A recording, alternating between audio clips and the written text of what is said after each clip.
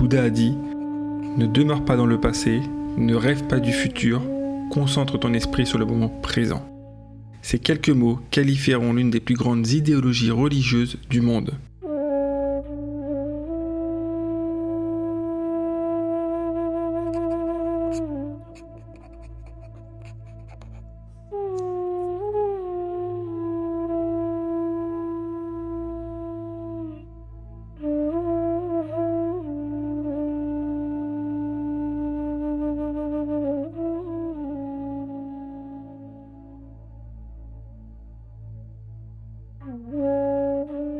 Qui était-il?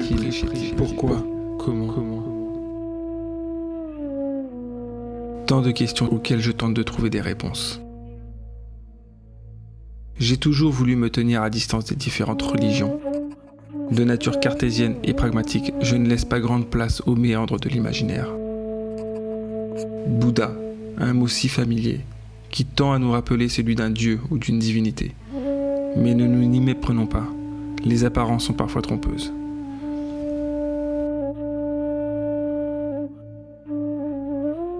Qui est ce Dieu ou ce prophète? Après quelques recherches, je comprends rapidement que Bouddha n'est autre qu'un simple humain. Ayant vécu aux alentours de -600 avant Jésus-Christ et se dénommant Siddhartha Gautama. Mais quelle est cette religion où l'on idolâtre un simple mortel sans aucune appartenance divine?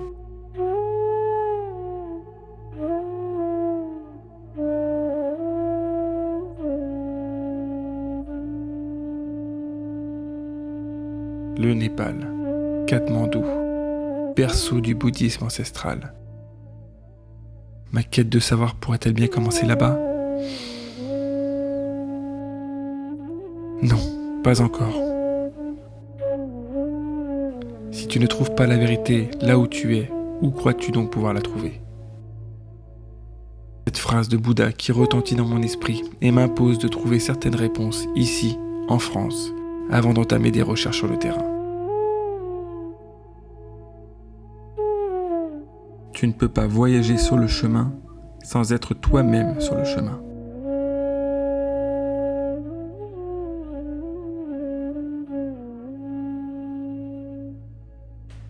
Bon, si je récapitule. Actuellement, je suis bloqué ici en France. Par où commencer? Il faut que je fasse quelques recherches sur le web. Trouver un lieu qui m'accompagnerait pour m'aider à comprendre les différents aspects du bouddhisme. Comme une sorte d'initiation ou de baptême spirituel. Il faut que je mette les deux pieds dans le plat. Il faut que je m'immerge complètement si je veux vraiment atteindre mon but. Mais d'ailleurs, je vous ai parlé de mon but?